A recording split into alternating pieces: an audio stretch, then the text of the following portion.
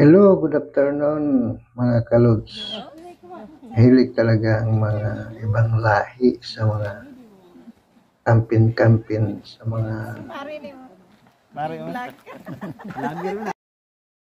ibang lugar dahil nakasawa ng Pilipina. Kilala na aking mga anak. Inibita kami dahil handa sila para sa Father's Day. Sa Father's Day kasi sila dito.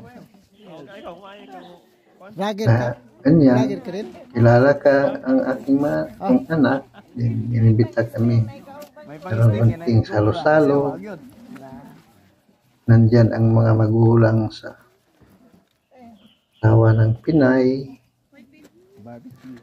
kapatid, at nandyan ang mama ng nandyan na yung mama nagbakasyon Canada.